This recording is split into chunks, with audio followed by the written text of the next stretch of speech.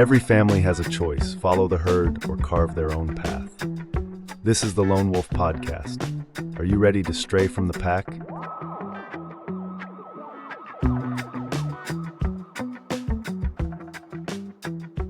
Welcome to the Lone Wolf Podcast. Hello! Well, how you doing today? I'm back. You're back? Feeling good. Where were you? Took a little hiatus. You did? Yeah. On the last podcast. Yeah, you did. Took a break. Yeah, you did. I was being a good listener.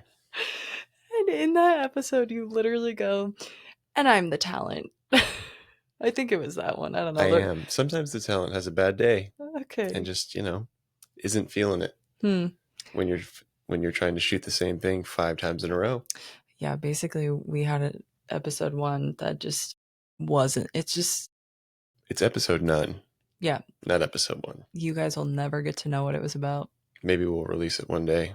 I don't know about that. Won't. We probably won't. Yeah. And by release it, you mean the 4 copies of it that we have that are all slightly different. If you just want to hear Morgan talk and me go like this, yeah. Yeah. Mm-hmm. I'm in the band. I literally halfway through be like, babe, I need you to participate.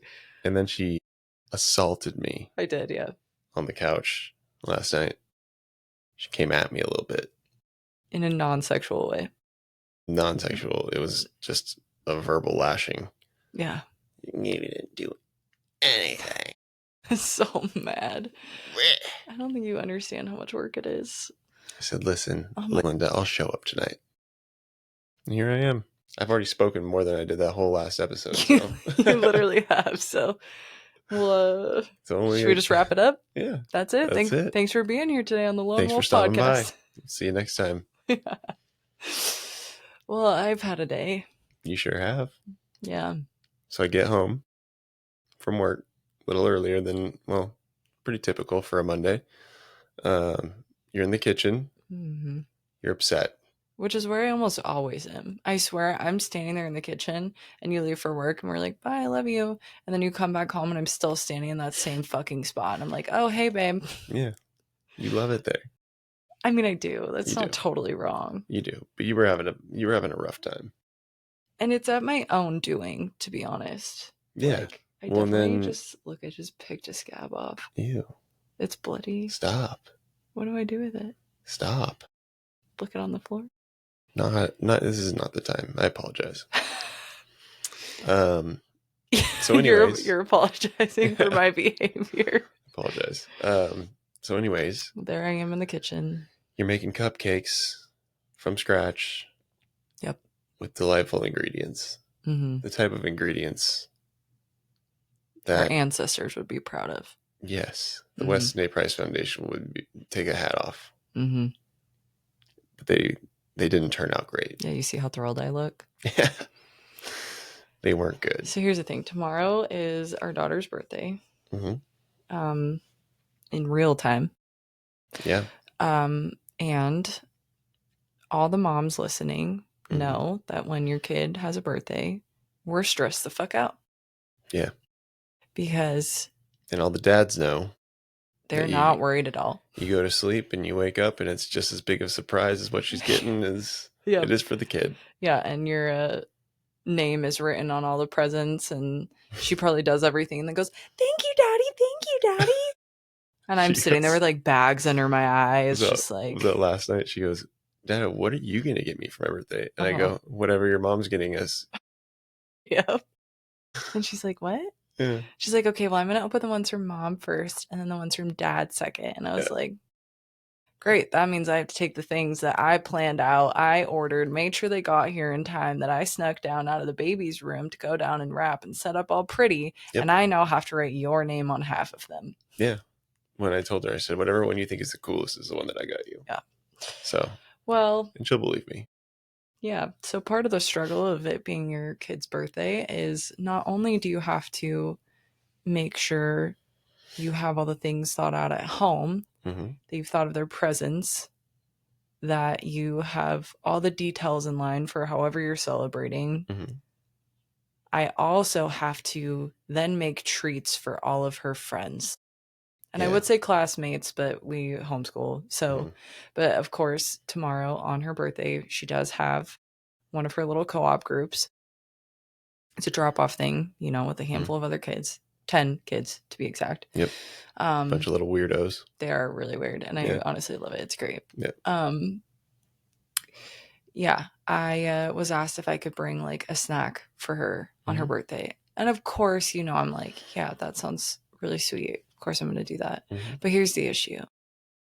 I'm psychotic about the ingredients in our food.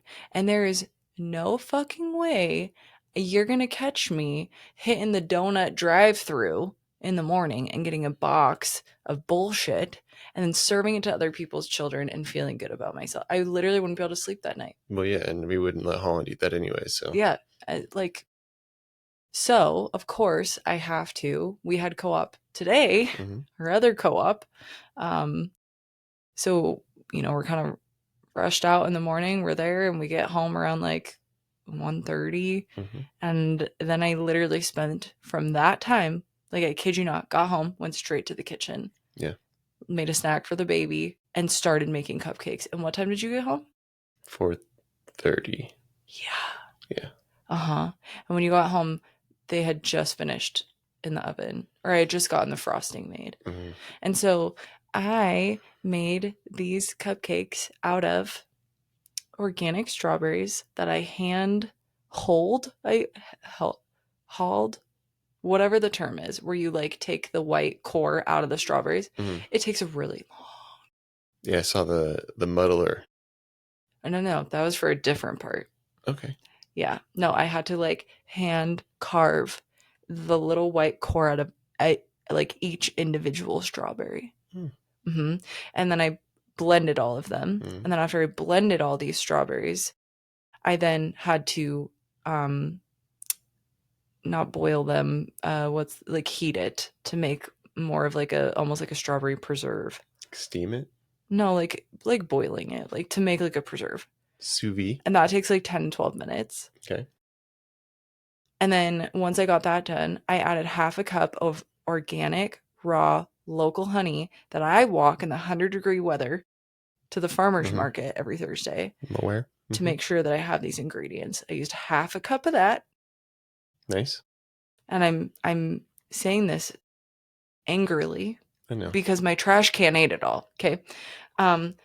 All that. Mhm. And then in my like mixer, I did fresh milled organic flour, Yeah. organic oat flour Mhm. that's like tested for like pesticides and Mhm. not pesticides, for glyphosate and all that, Okay. you know. And then I used what else? Like baking soda, baking powder. My last two super expensive organic pasture raised eggs. Okay. 8 tablespoons of our organic grass-fed butter, Mhm. which is a hot commodity in our household. Sure is. And I don't remember, a couple other things. Okay. Made all that. Made the cupcakes. And while the cupcakes were making, then I made the frosting, which I hand muddled freeze-dried organic strawberries. And then I added it to organic heavy whipping cream. Mhm. I tried it. It was good. The frosting was good. Mm-hmm. The cupcakes, terrible. A disgrace. Well, They were so disgusting. can't say you didn't try. But I was so mad. I was know. like, I just spent 3 hours. So what did we do after that? I threw them away. Mhm. And then I went to the drawing board and just started. And the issue is I can't just go and pick a Pinterest recipe that looks great. Mhm. I got to then read it all. I got to read the ingredients. And then I got to think about what I have in the house and, you know, all that. Right. And some of them, they're like vegan, whatever, with these weird, I'm like, no, nope, I don't do that either. Well, and we had run out of eggs. Yep. And I had just used the last 2 eggs. And we And do I- have 10 dozen? Yeah, I didn't want to get more because She ordered 10 dozen eggs. tomorrow we're picking up 10 dozen eggs. 10 dozen eggs, yeah, from a Amish farm in Pennsylvania. 10 dozen eggs. Yeah. What are we going to do with all of them? Eat them. Just But where are trust we going me. to put them? I will figure it out. Okay. But I I'll really trust it. didn't want to buy more eggs, because I literally just used the last 2. No. Now I'm going to go buy another set of, carton of eggs before we pick up another 10 dozen tomorrow. Yeah. Oh my God, I was losing my mind. So finally, I decided, you know what? We're all going to get in the freaking vehicle and we're going to drive over to Whole Foods and I'm going to go read all the boxes of the pre-made cake mixes, like what I should have done in the first fucking place. Yeah, and we found a good one. Yeah, we got Simple Mills. Yeah. Yeah, it's That's great. fine. Yep. And we got Ingredients are fine. we got like a half carton of eggs. A six pack. Yeah. An old sixer. Except the package literally said, I don't even think it said organic, did it? Are they organic? I don't remember. No, it said it said like let outside one time. it said outside access. Yeah. Outside access. But what they don't show you is that outside access is a tiny hole that none of them can fit out of. There's probably a hole, like that big on the side of the They poked a little hole in there. And they're probably all too beefed out on like freaking growth hormones, whatever. They probably can't even freaking walk and they're all piled on top of each other. Yeah. So yeah, those are the eggs that we got, but you know what? It was only 2 of them. And here's the thing. I'm feeding them to other people's children. Yeah. I don't know. I wish I could be different. I wish it didn't bother me. I wish I didn't care so much, but I just can't help it. Yeah, I know. I think once you know these things, A, you can't unknow it, and B, you can't just like turn it off.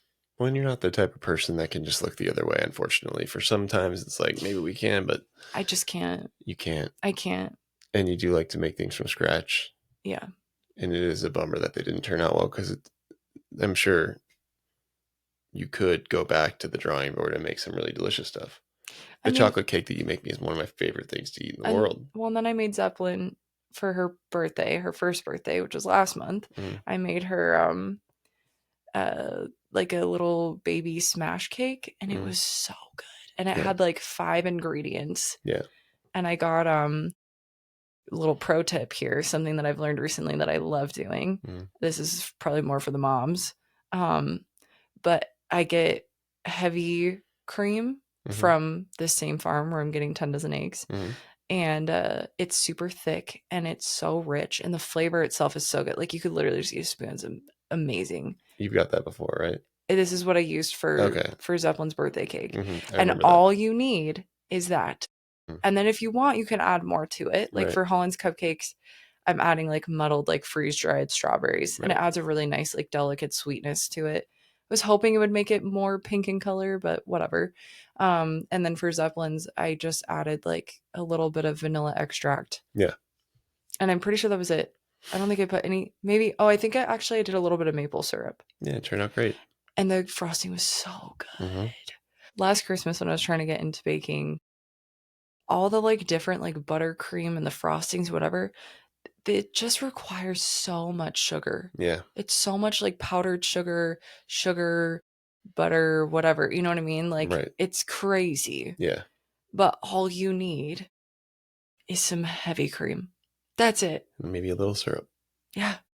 That's all. I love it. And it seriously makes the best frosting. It really does. In my opinion. Yeah. Like it was good. I remember trying it. It was delicious. Yeah. And it wasn't like overly sweet, but it was just like, and the texture was right. Yeah. It was good. Yeah. Yeah. So I am still going to do the frosting for her cupcakes, but I'm still honestly kind of having a hard time. You were working in a very immaculately clean kitchen. That's true. That is really true. It is very nice. I'm not going to lie. It was nice. Yeah. It needed it. It really did need it. It was a little rough. Our whole house needs it all the time. I know. It's so hard to keep up with it. Yeah. But anyways, we're going to talk a little bit about nutrition, health, food. We're going to talk about food, and we're going to talk about being raised by real food. Right. Because it's something that I think I probably kind of, what's the word? Hold on, it's in my head. Not like foraged when you pave the way. Like I feel like it's an F word, is it not? Pave the way. Like what's another term for paving the way? Blaze the trail. But I'm the one that like was lettuce. Oh, Help. man. I'm trying. You just said F word, and now I'm all stuck on an F word. Usually you're good at helping me You know. pull these words out. Whatever. I feel like I'm, the one that kind of paved the way initially to really get our, I don't know, food stuff kind of figured out for our family, like our food morals, I guess. Yeah. Because I feel, correct me if I'm wrong, the way that we grew up was very different. For sure. Like my parents were kind of ahead of the game with, we didn't have like sugar cereal. We didn't have junk food in the house. We were very much like an ingredient household. My dad cooked dinner from scratch every single night. Like, Right.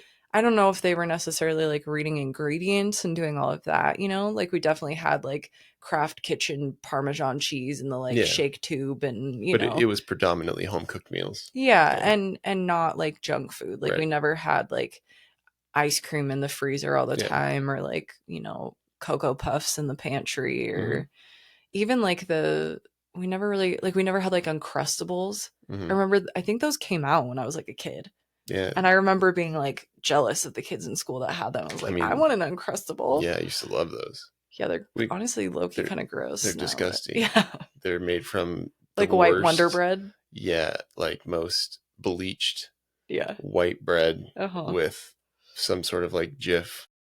Yep, high fructose corn syrup. Yeah, like the jelly is not jelly. It's probably like it's probably dye, like artificial dyed. Yeah, like Concord grape. Like the highest fructose corn syrup you could get. Yeah, 100%. Yeah. So my parents were definitely like ahead of the game on that. Yeah. So I think that I have always considered myself to be like a very healthy eater. Yeah, you've always been pretty healthy. But that has evolved a lot and like.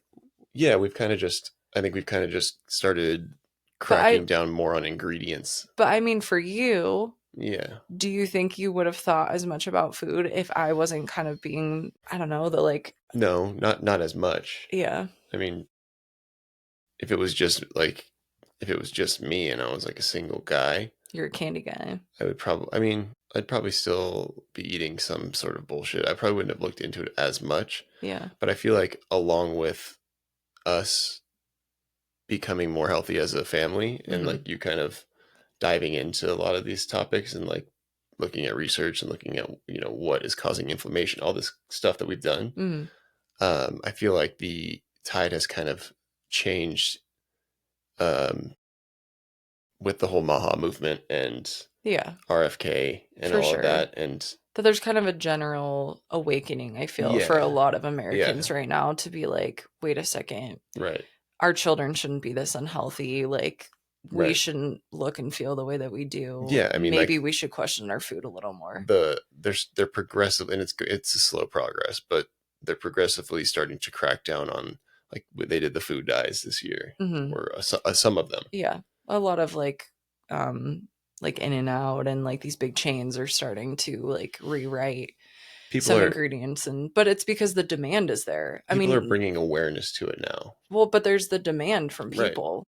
None of these like companies would be changing any of their stuff if the people weren't demanding it. Right. It's like the whole movement against like Kellogg's. Like, we decided that why does the cereal look different in America, but the exact same company can make this cereal and put it into another country and it looks completely different. The ingredients are completely different. Right. Well, and then you start to look into it and you're like, okay, well, it's not even the same thing. If you're looking at the chemical makeup of this food, which you're like, okay, chemical makeup, like ingredients. Like it's a science project. The chemicals in the food are substantially different than what you're getting because they're banned in other countries. Yeah, it's illegal.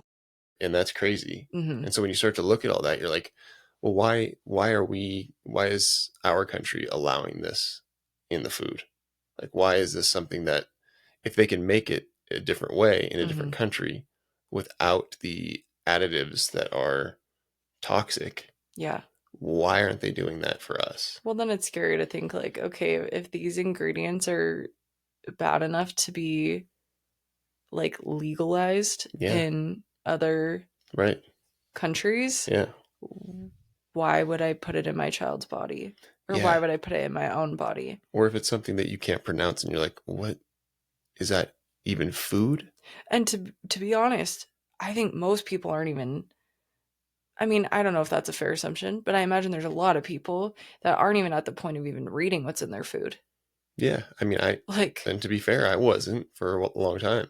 So. I still do it. Yeah. There's still times where I try, like, let's talk on heavy cream, right?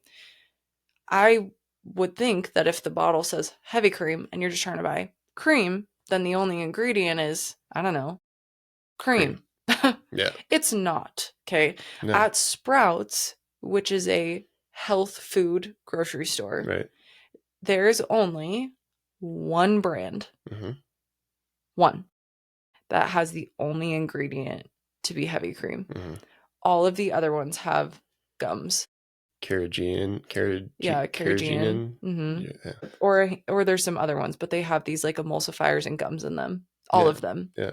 Even if the bottle looks pretty or says organic or has like natural colors on it, or has like a cow and says like Happy Farms or whatever on it, like you got to flip it over and you got to read it. You literally you just can't trust anything. No, you really can't.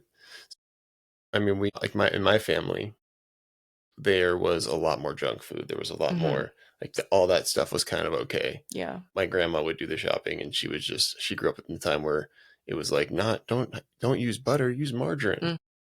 It's healthy for you. Totally. And then, down the road, you're like, was a scam. It was literal like motor oil. You know what I mean? If you look at the history of it, they had a bunch of it and they didn't know what to do with it. Yeah, exactly. And it was, trying to big food doing its thing early on. Yeah. And so I think, those early habits of eating like that, you kind of don't think about it because you're just, it's not something, it's just like, okay, you eat whatever you want. And that was around the time when they were doing all of like the light foods and like skim milk. We always had skim milk. We always had skim milk is disgusting. Yeah, and it was like if it said the light on it, it's probably good. Babe, I remember as a kid, this was in like elementary school. There was this girl, her name was Kelsey, and she every single day for lunch would have this little box chocolate skim milk with the straw that like pops out and you like stick it in, and for whatever reason I felt fixated on it. Like I would always be like, man, I wish I had a chocolate skim milk in my lunch. That's such a Holland thing. Yeah. But I'm like, man, I want that. Yeah. And so I remember telling my dad, because my dad and I would always like grocery shop together, which is I'm so grateful for now, but I hated it as a kid. Yeah. Like I was like, can I just stay home? And he would always make me go to the grocery store and like walk me through the aisles, and he would show me how to like, he was a lot more thrifty when it came to like shopping, where I'm like, I would rather just have the good stuff and spend more and just not buy any of the other crap. For sure. But he definitely, taught me a lot in a grocery store. But I remember begging him like, please, like I really need this chocolate skim milk. Like Kelsey said they're from Costco, and like we go to Costco the next time we're at please Dad, like I just really want the skim milk. And he just kept telling me like, you're not gonna like it. He's like, skim milk's not good. He's like, you don't want that. No. And then finally he caved and he bought me a Costco size pack of skim milk. You drank one. I drank one and I was like, oh my gosh, like this is disgusting.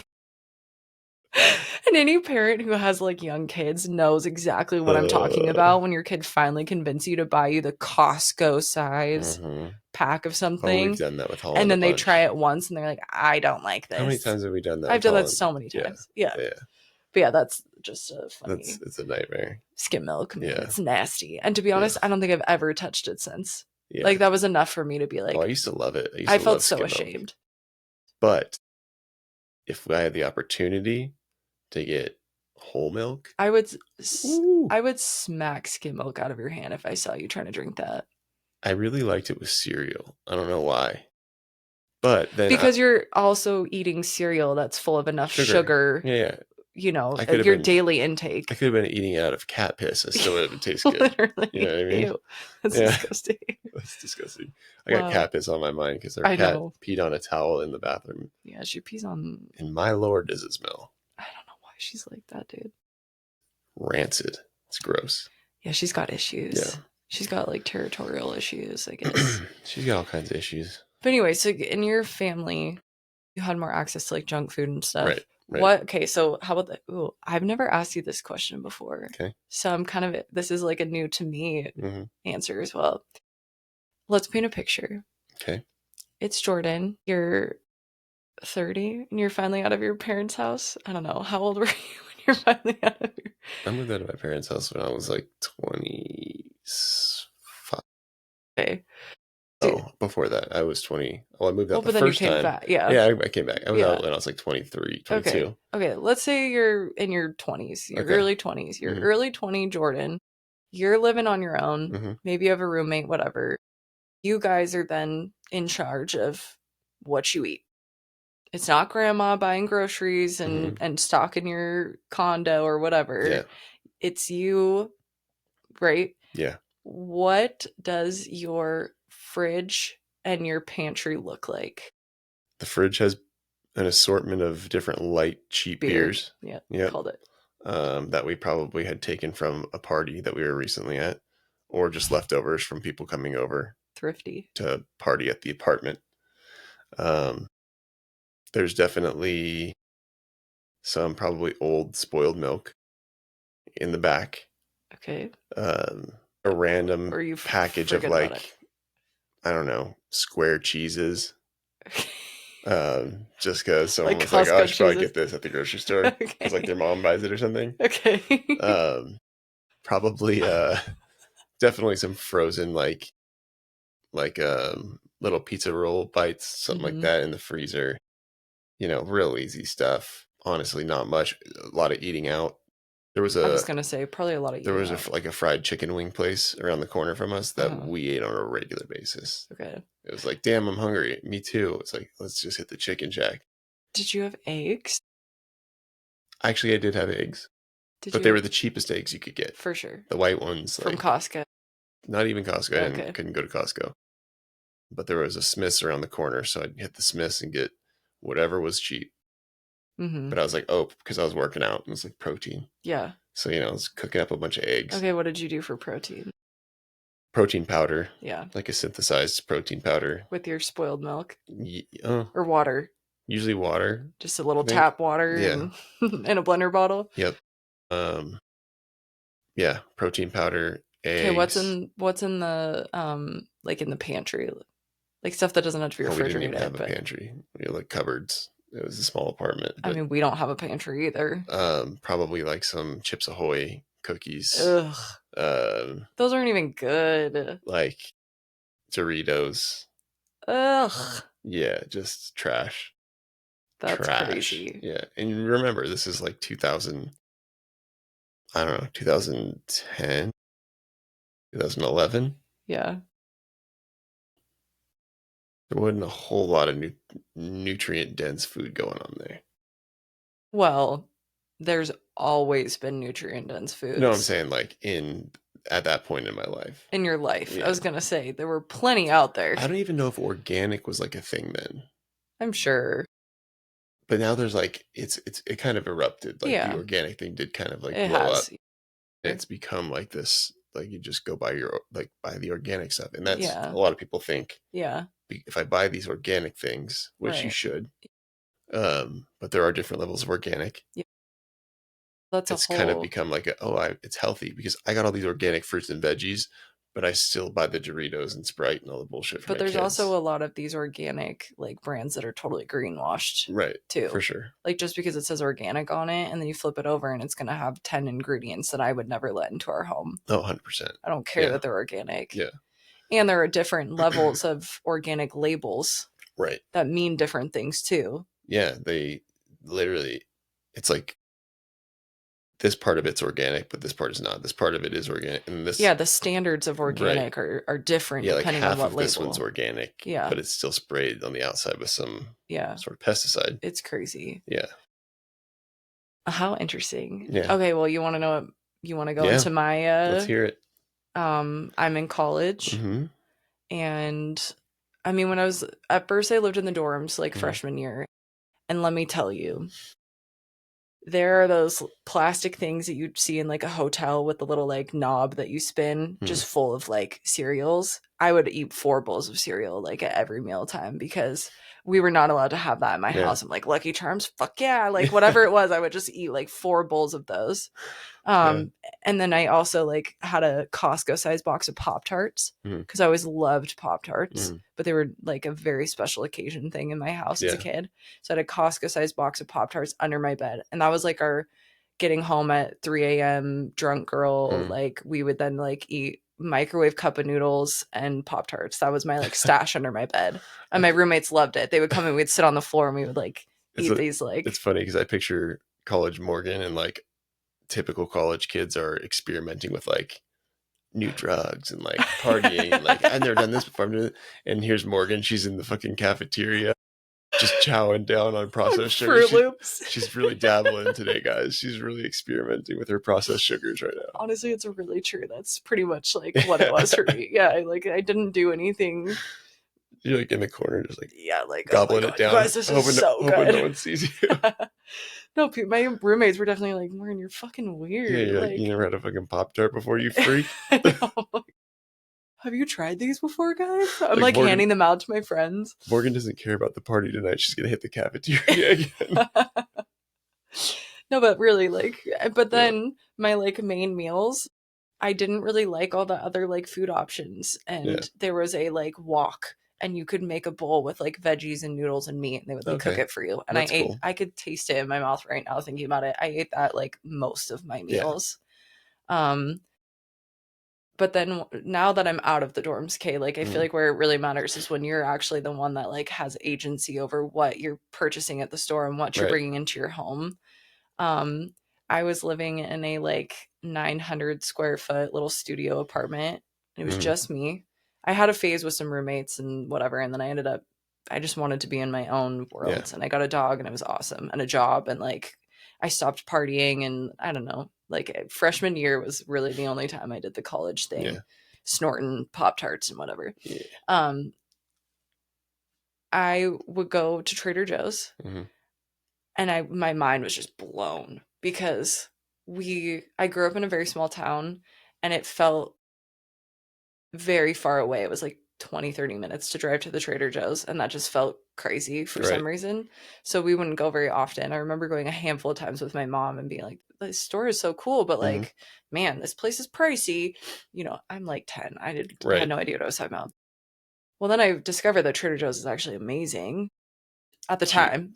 Yeah. At the time, I'm like, Trader Joe's is amazing, and it's totally affordable. Price point, and it's got... I have some beef with Trader Joe's now.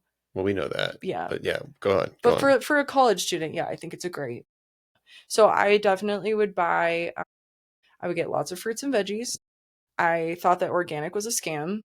But like, I definitely think that unless it was like the same price or whatever, you know, I was not going to waste the extra dollars on organic at all. I thought organic was a scam for a long time too. Yeah. Because you had heard that. Yeah. You know, well, I think, of course, they're going to come out and be like, no, it's a scam. Don't do it. Don't do it. They're just labeling it differently. Yeah. Right. Because it brings attention to think that maybe the other options aren't healthy, and big food doesn't like that. So, of course, we're going to be brainwashed to think that these things are, you know, but it also goes both ways. Again, there's a lot of greenwashing of organic as well. Anyway, I would get a pretty good amount of like fruit and veggies. I would get like salad kits.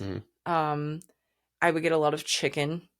Yeah. Which, knowing now, I'm like, I would never buy chicken from Trader Joe's again, ever. But I would get a lot of chicken, and I think I also was consuming quite a bit of chicken. Because it was like, that was like the protein, you know, you get your chicken, and I was protein. And I was powerlifting at this time too. Like we were, you know, we were both similar, trying to like get the protein in and whatever. I was drinking oat milk.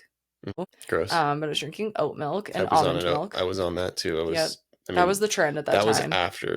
That was when I got a little older. Oat milk and almond milk really became like a thing. Yes. But I was on that train. I was like, this is healthy. Like, timing wise though, because we have an age gap. Right. This is about the same time. You're a little older. I'm college. Like, and we're both chugging oat milk. I remember it was almond milk first. It was almond first. And it was like that. I was like, damn, this shit slaps. I like this. It was kind of sweet.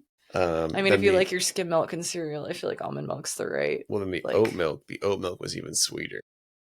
And it's like, if something tastes that sweet, you're also not supposed to milk a nut, but just beg to differ. Okay, nasty. What else would I get? I'm trying to think as far as like packaged goods. I didn't really have a lot of like I'm trying to think what I would eat for like a snack or something. Also, though, at this time, I was working at a meal prep company, Mm-hmm. and that was awesome. Like, what a gig for a college student. Yeah, for sure. That's great. Amazing. And like, of course, all the, I made friends with all the chefs and they all liked me, and I could go in there and they would just make me, like, they would literally make me lunch. This is when I went to UNR. So I was living in Reno. The company, I guess, is a catering company, and then they started a branch of a meal prep. So in the main kitchen is a catering company, and they make amazing food, and then there's a small kitchen on the offset, and they do the meal prep. So I worked under the whole company, but I like mainly worked on the meal prep side. But what was nice is they'd always be making these fancy meals for like Tahoe Blue and like these big, events and weddings and whatever. And Ricky would always make me this like nice plate, and I would eat that for lunch. And it was always great food. Yeah, that's awesome. Veggies, good sauces, cooked right, meat, whatever. So like that was usually my lunch. And then I would go over to the meal prep kitchen, and they would always like it was this older Spanish lady, and she just loved me. She could barely speak English, but she just thought I was so precious to her, Yeah. And she would always just load up all these meal prep containers with all the extra food. So I would have quinoa, salmon, steak, chimichurri sauce. I mean, that's kind of the dream. It was the dream, and I would take it all home, and yeah. For like free food, I will say big deal. You would get really sick of it sometimes, like just eating the same thing all the time. Like I would get so tired of it. But then I would give it to friends. I would just give it away to my friends, and I'd take a break from it, and then I'd be like, okay, I'm ready for it again.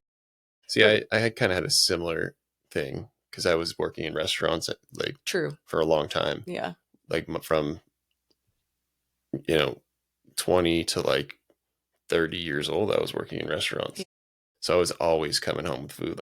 You get cool with the cooks and the chefs. Yep. And they'd cook you stuff while you're working, or like they'd slide you a salad or like a steak at the end of the night, that type of thing. Yeah. So I was always coming home with food. And a lot of times in like the steakhouses that I worked at, they would do like on like the weekends, they do a family meal.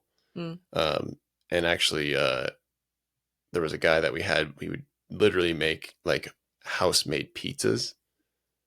And like, so we'd have all this pizza, or they'd fry up like a bunch of corn dogs and like chicken fingers. Home with all of it? Well, everyone could eat it at the end of the shift, so you could load up a thing and take it home with you. That's nice. So that was cool. That is nice. Yeah, but it was usually like stuff that you'd look at now and be like, yeah, it's just trash food. Yeah, I know. But I mean, at that time in your life, like it's awesome. Yeah, for sure. But I would say, I mean, like I was eating pretty well. That's kind of just how I've always. I mean, at least the food that you were getting was like meal prep health food. Totally, it was. Yeah, I ate it honestly. But it was health food. I mean, it probably wasn't the highest quality of everything, but it was way better than eating Chips Ahoy and Doritos. Like on a macro level, it was good. Yeah, it was but good food. But it was whole foods. Right. I wasn't eating like packaged processed junk. Right. Like I just didn't buy it. Yeah. Although I will say I do remember buying like Oreos and stuff. Like I loved Oreos, and I could eat a whole freaking pack in like 48 hours. Scary. They're so bad for you. So disgusting. Yeah. I haven't touched an Oreo in years, and honestly, now that I haven't, I'm like, I don't even want them. No, I don't want them either. Gross. But when I was a kid, like when I was in like junior high, I would come home from school. First thing I do, I hit the Oreos. I pull out a sleeve of Oreos. Get a big ass thing of skim milk. Ugh. I'd sit on the couch. I'd dunk about 10 Oreos into skim milk. That was like I'm home. Crush my Oreos, and then I'd go outside and I'd skateboard for like 3 hours. Yeah, riding that sugar high. Yeah.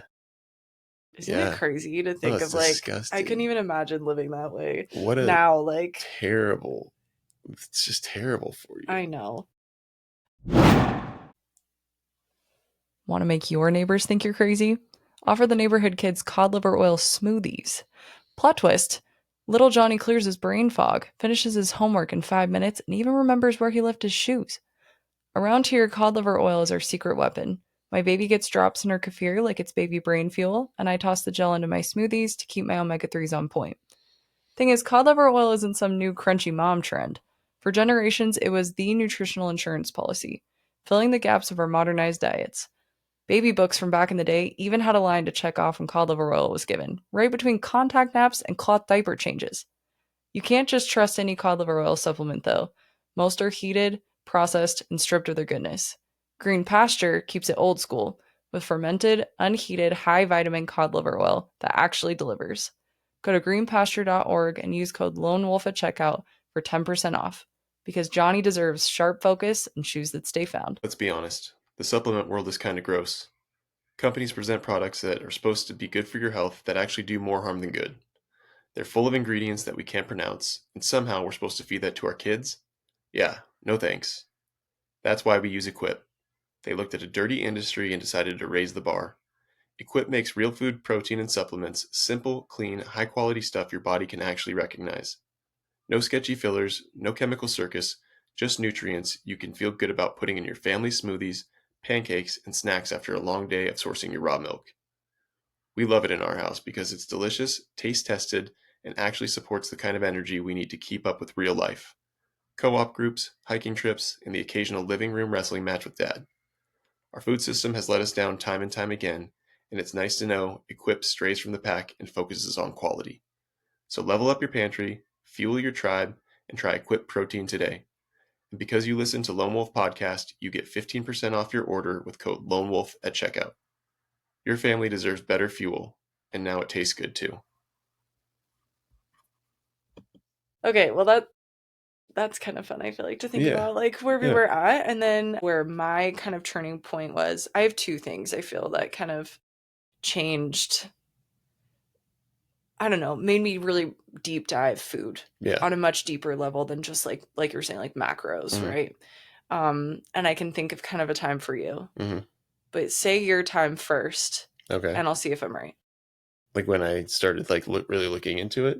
Yeah, when you really started to like think twice about what you were eating, and not just because I'm now bringing different food in the house, because you would also have access to go do, eat snacks from the gas station, whatever, when you're going to work.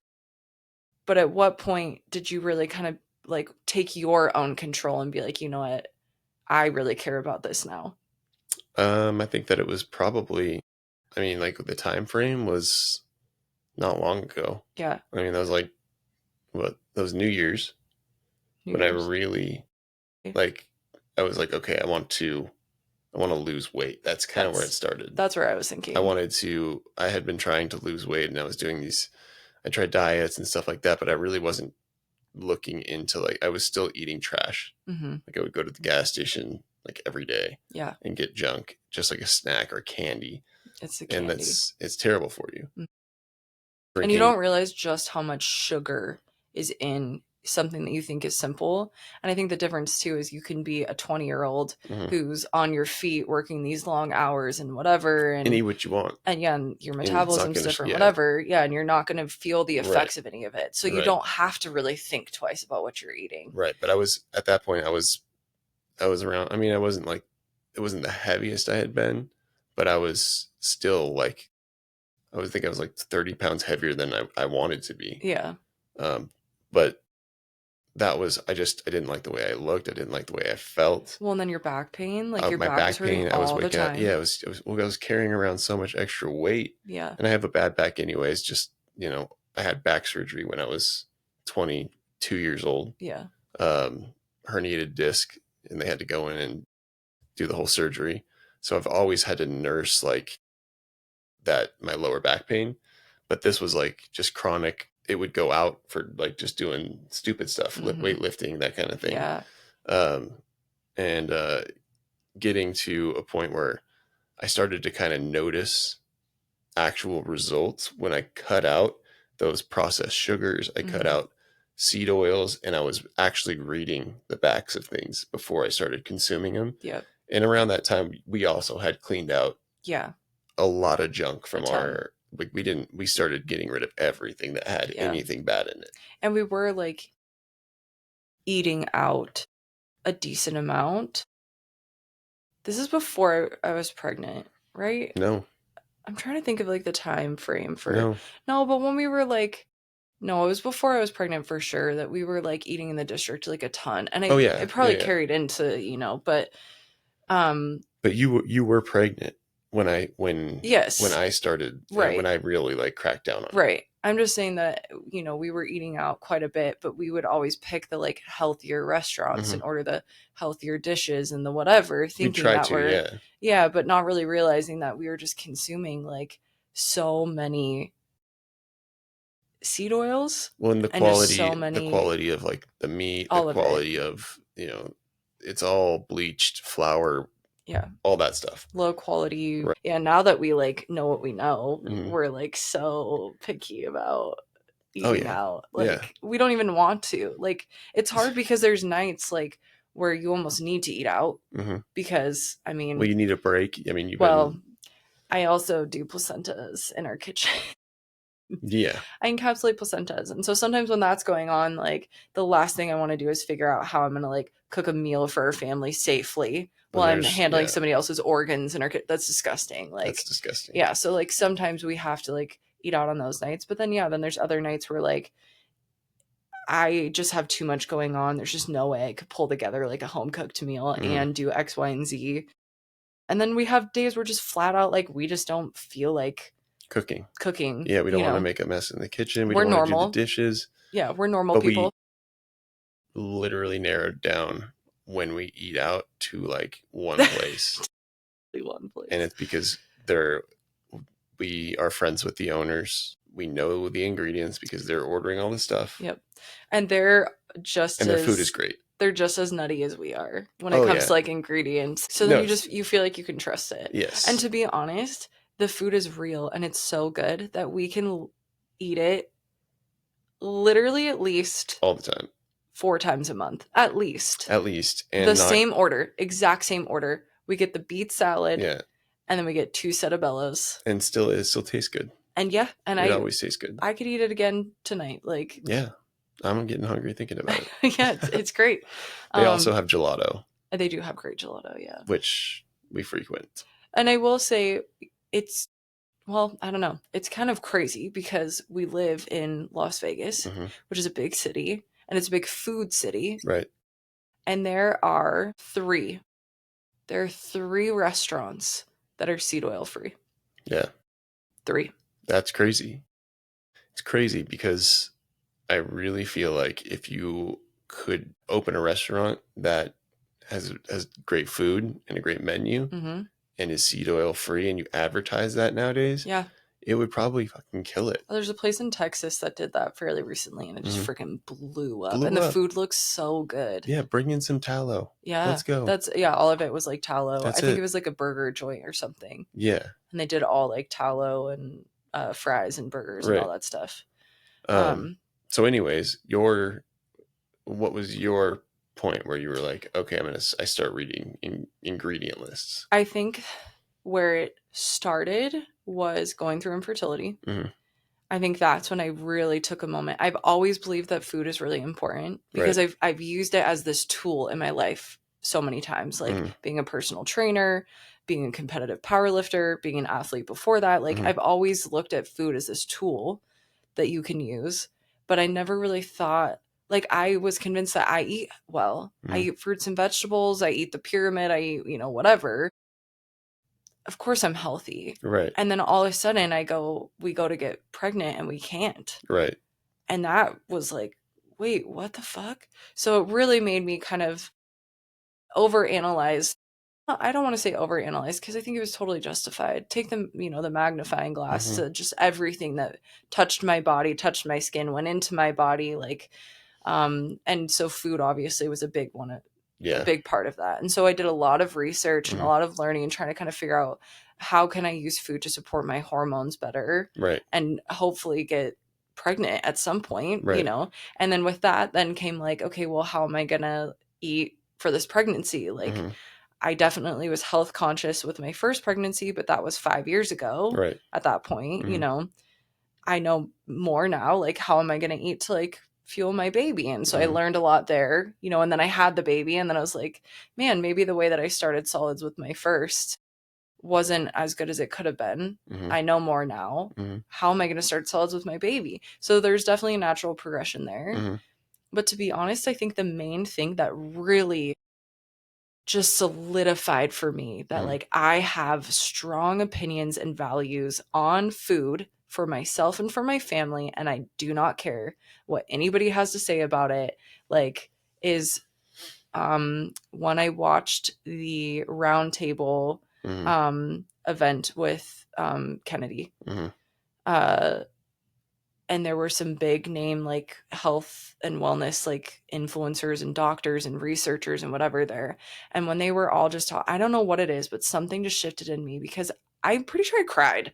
And I'm not like a big like crier. Pretty sure I cried like watching it just because I was like, oh my gosh, this is everything that I've felt for so long. I'm not crazy. Yeah. Like this isn't just something in my head that I've tried to like kind of talk down or quiet down for the sake of like people not thinking I'm a nut job. I don't know. It just kind of lit this fire for me where I was like, yeah, It makes sense. The food system is fucked. Right. Big food is fucked. And I refuse to take part of it. I am now going to take charge of what we put in our bodies because I never want our daughters to experience what it felt like to go through infertility. Yeah. Or anything, any sort of chronic illness.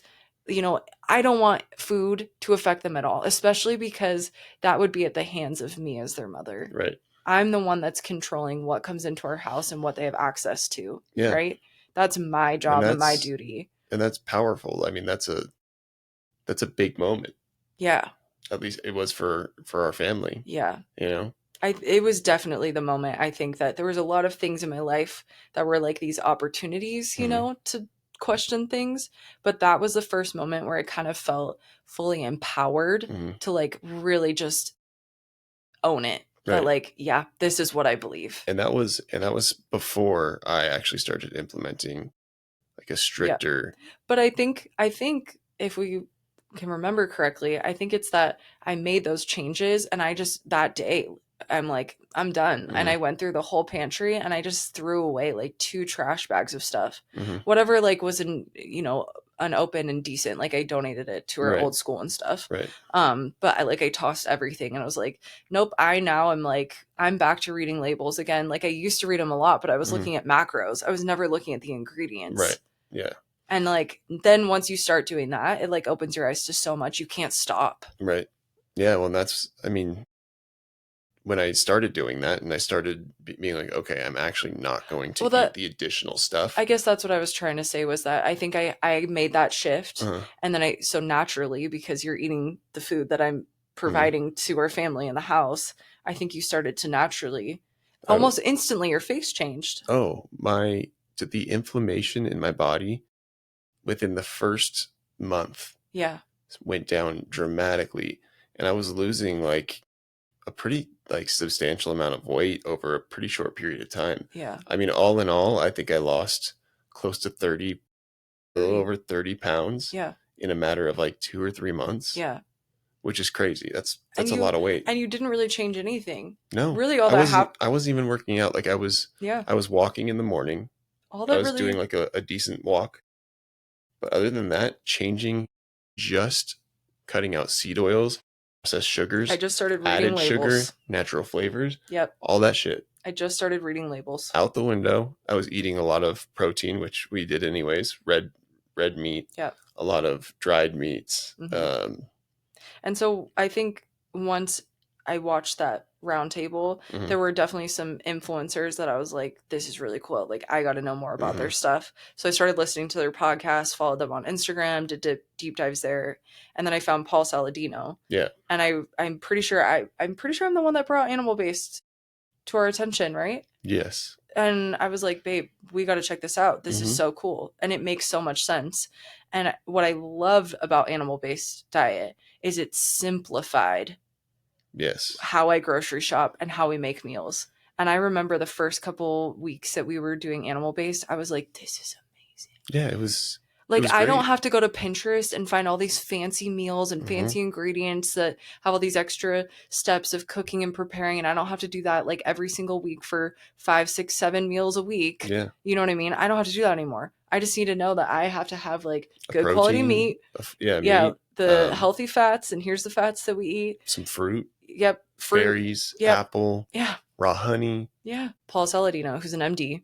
Yep. He actually has a pretty cool story if anybody ever went down the rabbit hole of who he is. Mm-hmm. He was one of the big names that did the carnivore diet, Right. which was pretty trendy a couple years back now.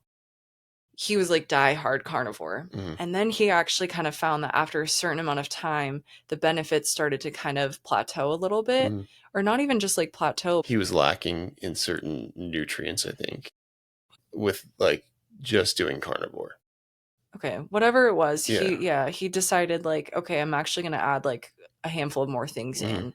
And that's how he kind of landed on the animal-based diet. And now that's what he has done for quite some time. Yeah. And he's a big proponent of it. Because carnivore was strictly like meat. Yeah, carnivore is meat only. Meat, yeah. And animal-based, you can add in. Yep, there's more principles to it. Right. So it's meat, and, you know, it goes as far to say the quality. Like, Right. the quality really matters, that you want to have, like, grass-fed, grass-finished, organic meat. Right. And he specifically also says that you want to focus mainly on ruminant animals. So, like beef, lamb, goat, and not so much like chicken and these other proteins. I don't remember exactly why, but whatever.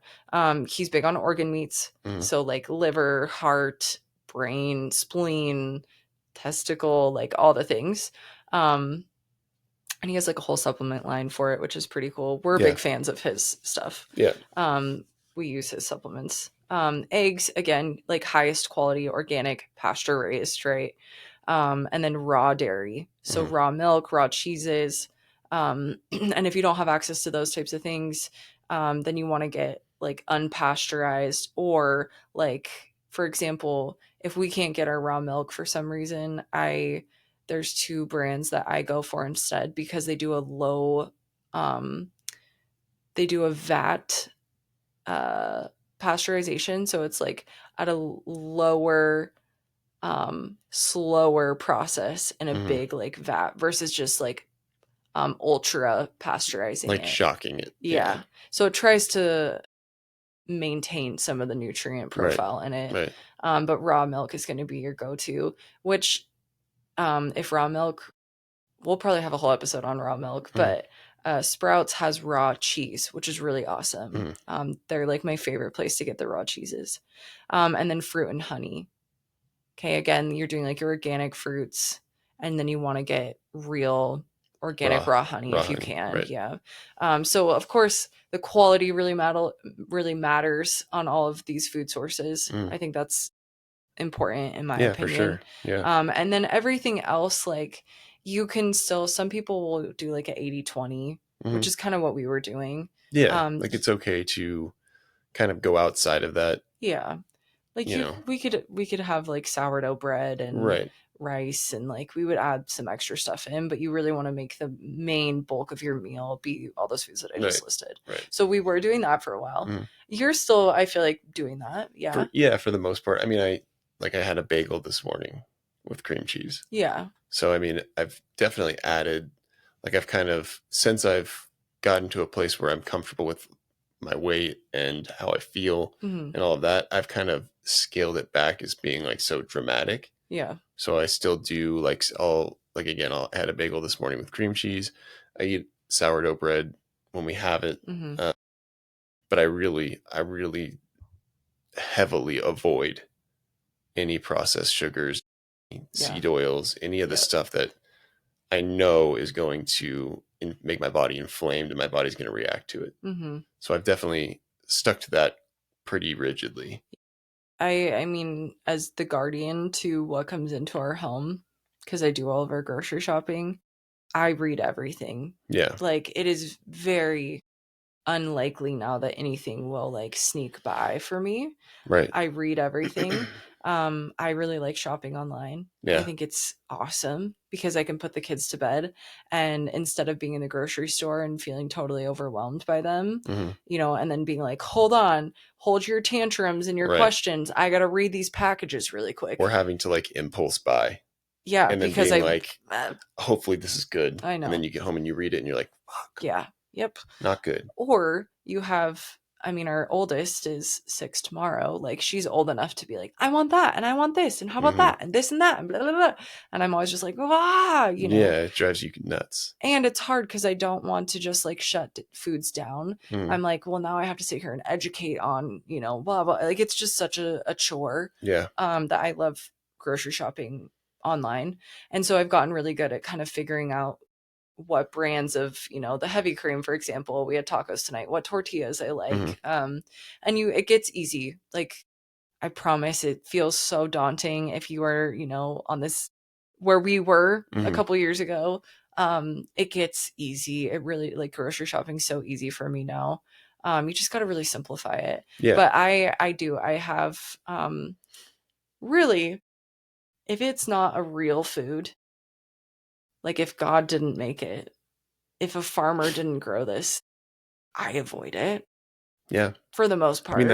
And we were talking about the Weston A. Price Foundation and their food model, which goes kind of back ancestral. The Weston A. Price Foundation was founded based off of the research and the findings of a dentist in the 1930s. Okay. His name is Weston A. Price. Right. And he was studying like indigenous cultures, their teeth and their like mouth structures and stuff. Okay. And the cultures that were eating real food, like good meats, fermented things. They were like processing their grains a certain way, fruit, veg, like all that, like real food. Right. They all had perfect teeth and perfect mouth development.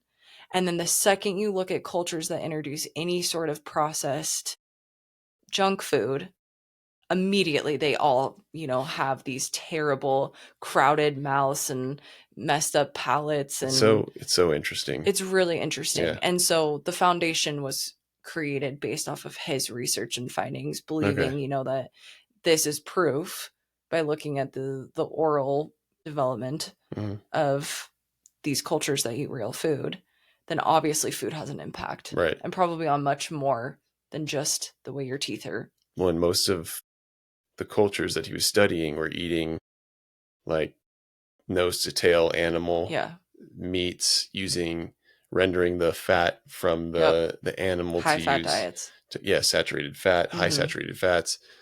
Meat was the base of their pyramid and was the bulk of what you should be eating.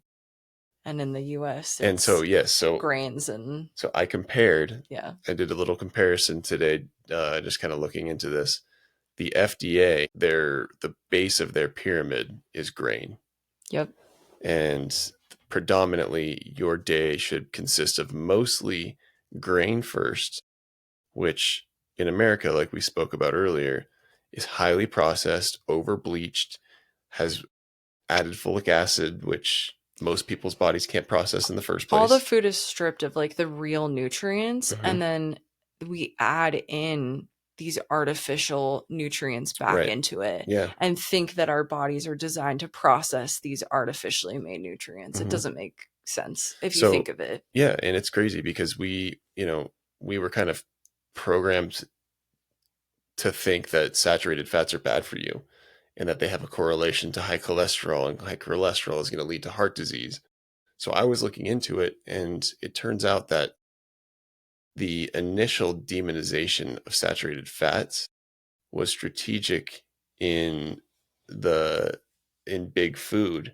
And I believe it was like the 1950s or 60s. They started to implement this idea that saturated fat through these studies that this one doctor had done. Yep. And they went back and looked at these studies, and they realized that they had been co-opted. It's because one of the presidents had a heart attack. Yeah. Yeah. So he was looking into that. What is causing all of this? So America was all... Right. So he does a little research. He looks into it, does some studies. And when I say studies, very loosely, and decides that saturated fat is going to give you heart disease. So over the next, 50 years or so, that becomes like you don't have saturated fat because it's going to make your cholesterol go up and you're going to end up with heart disease. Mhm. And that became the baseline for everybody. And it still is. And what it did is it distracted from big sugar. Mm-hmm. So then they continued to be able to process this sugar because that's where they were making all their money, processing sugar and refining sugar. Yeah. And when you look into it, it's absolutely insane because sugar is the culprit 99% of the time for inflammation, for disease, for unhealthy lifestyles. Metabolic disorders, which is everybody in the country, when you go out in public, and I'm not trying to be rude, but when you go out in public and you look around at the people that are literally waddling around, everyone is unhealthy and obese and out of shape. And it's just, even the children, it's so sad to see. Exactly. The children, the kids. That's the hardest one it's so hard for me. It's hard because you're like, man, that poor kid probably is eating what his parents are providing for him, but also now has an addiction to the processed trash that they're putting into their body. The average American kid probably eats, like, I'm pulling this out of my butt. I don't know if this is some actual, but I'm just assuming here that the average American kid probably only eats a real, whole, unprocessed food once a day. Yeah, if that. Yeah. I think most kids that have two working parents that are kind of fending for themselves when it comes to eating and controlling what goes in their body are picking off the shelf something that their parents had bought for them that has been greenwashed, and the parents might think it's okay because it looks like it's healthy on the shelf, but they're just consuming these highly processed seed oils. Well, and I don't even think I don't think that that's the average family, though. I don't think the average family is even buying the organic. I don't think they know. I think the average family, I'm giving them the benefit of the doubt. I was gonna say, I think the average family is eating the pizza pockets and the Doritos and the roll-ups. And this isn't like, in no way are we here to like talk poorly on the people who make those decisions. Like, I think it's just hard to see because we know as much as we know now. And I think that if everybody knew, we're being blinded, intentionally, like brainwashed into not questioning. Well, and if you're not being intentional, you're going to overlook it because you're just trying to keep your kids satisfied and happy. You're trying to, keep your family happy, and you're working and you're doing all this stuff. And it's like, they don't have the time or effort or knowledge to even know that they're doing something wrong. Yeah. So it's not necessarily their fault. Yeah. Because they've been brainwashed to believe that this is just the normal diet that you're supposed to have. It's one of those things where, like, and if they're selling it to you, then it's okay. You can't blame the people, you blame the system, right? But I also want to pose that, like, we can also wake up. Yeah. And start questioning the system. Like, don't let the system control you. Well, and that's the point of what we're doing here. Yeah, it's the whole point. And it's not just on food. No. I'm very passionate about food. We'll probably have a lot of food episodes. But it's not just food. It goes for all of it. For sure, yeah. But I have the Weston A. Price stuff pulled up as well, just because I know we touched on the animal-based. So the Weston A. Price, I would say, is where we've kind of landed officially, I think, on how we eat. It's very similar to animal-based, but there's just a couple different nuances to it. I love it. It's everything that I've based, like, starting solids on, with our baby, and a lot of what I do for the girls now too. And I'm actually going to their conference in like mid-October, and I cannot freaking wait. I'm so excited. I'm excited for you guys to do that. So the first thing is avoid all refined and denatured foods. Okay. So I was saying earlier, and I think we kind of went around and I didn't finish the thought, but there are certain ingredients that I do not buy at all. And I think it really helps to kind of decide, these are the ingredients that I do not purchase or consume because it makes grocery shopping easy. Like if you were to follow me around a grocery store, I literally pick things up, I read everything, and you hear me so often be like, what the fuck? And I like put it back. I'm like, why? And I put it back on the shelf. Like it's something that looks like it should be exactly what it says it is, and you read it and it's not. And I'm like, ugh. We did that today. Yeah, we did it today, trying to with my cupcake fiasco. But so artificial colors, those ones are like non-negotiable for our oldest because we're pretty sure she has ADHD, and artificial dyes are one of the worst things you could give a kid that has some sort of like, you know, neuro stuff going on. High fructose corn syrup or any sort of other like processed sugars or artificial sweeteners. Added sugars, really. Really the only sugar that we do is raw honey that I get from the farmer's market. That's from bees right here in Henderson. And then we do maple syrup, pure like maple syrup. That's literally it. That's it. Yeah. We don't have anything else in the house. Nothing else. Yeah. And then and I have coconut sugar and like some stuff that I use for like baked goods if I do that stuff, but we don't use that stuff. Not often. Yeah. We also avoid seed oils. We really stick to butter, ghee, and tallow. And so and coconut oil. For seed oils, if you're looking at the ingredient list, it's not going to specifically say seed oil. Right. It'll say like sunflower oil or canola oil, rapeseed oil. Yes. High oleic, safflower oil, like all of those. We just avoid them completely. Olive oil is great. Coconut oil. Coconut oil is great. Yeah. Avocado oil. Great. Avocado oil, you can use it. It wouldn't be my, like all the snacks and the processed stuff that's made with avocado oil. It's okay. Yeah. Like, but it wouldn't, I still consider it to be a junk food. Right. Like it's not a staple. But those are, so continue. Any sort of like preservatives, growth hormones, which that's a meat thing. We buy our meat from a meat subscription. So we get high quality meat from, you know, regenerative farms, and we get it shipped to our house once a month, and it's freaking awesome. So I don't even have to worry about meat quality and doing all of that. Yep. Do it. Invest in a deep freeze in your garage. Yep. Store that meat up and take it out to thaw the week before, and you got meat. Easy. It's so awesome. We rely on it. Yes. Natural and artificial flavors. That's a hard one. It's in almost everything. Even all your health food stores, it's in almost every single package thing you pick up is going to have an artificial or natural flavor. Well, and the problem with those that I have is it is it's a 2-word, right? And it's undisclosed what is in that, and they can get away with so much. That's what I was going to say. Labeling. We don't know a whole lot about it. It's undisclosed. We don't know really what it is, and it's going to be different every time. Yeah. And then gums and emulsifiers, so that you're like carrageenan, and that's a big one. We do not do that one at all. You know, there's some stuff I'll say that comes through. Well, the citric acid's kind of a hard one to avoid. That one's in so much. Every once in a while there will be a gum in something. I don't love it, but we're not 100% perfect all the time. But so anyway, Weston A. Price, avoid all refined and denatured foods. So that's what we did by kind of deciding these ingredients that we do not consume. We eat out, we go on vacation, you know, we do those things. Like we're normal people, right? But when we're at home, this is what we do. Yes. Include animal foods. And you can click, like if you go to their website, you can find all this, and you can click on each little box and get more information, which is really cool. But emphasize nutrient dense foods like organ meats, animal fats, eggs, raw dairy, shellfish, fish liver oils, and fish eggs. That's basically Zeppelin's diet. Eat some animal food raw and cook most plant foods. And again, you can go in and it'll give you a deeper description on why to do all those things.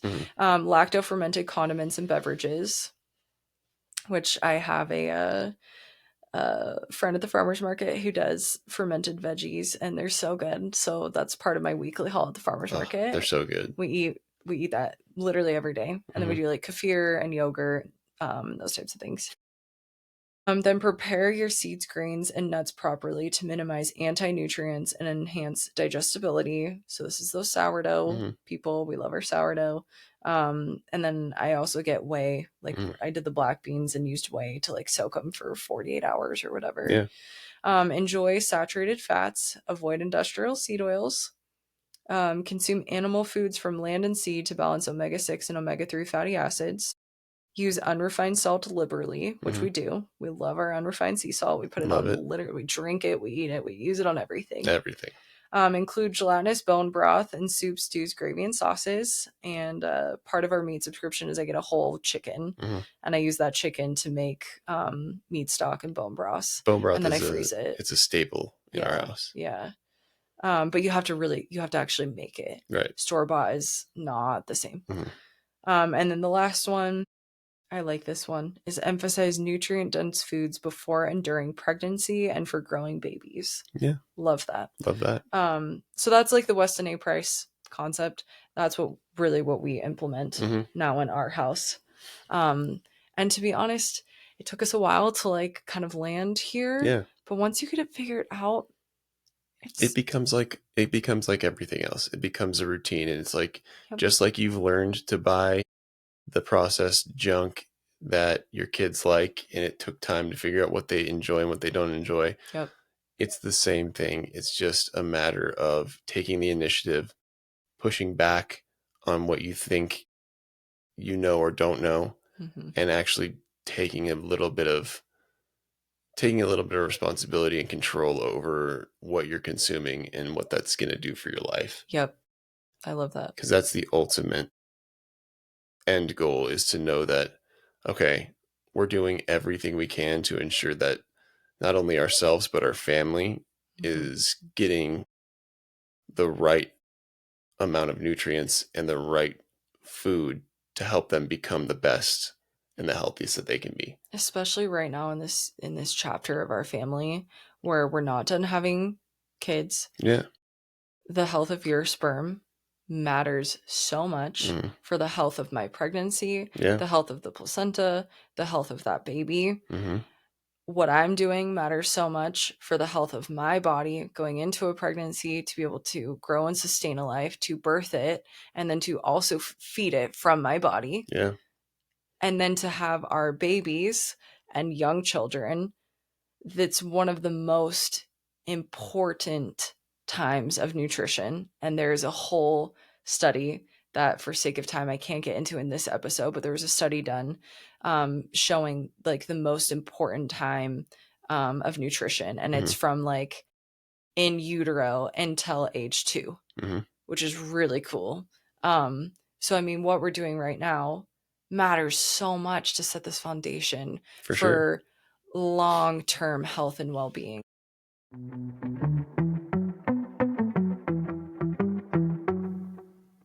If you feel at home here, leaving a 5-star review helps other families find their way too. Come hang out with us on socials at Lone Wolf Podcast, and don't forget to subscribe so you don't miss what's next. Remember, sometimes you have to stray from the pack to discover where you truly belong. Until next time, loners.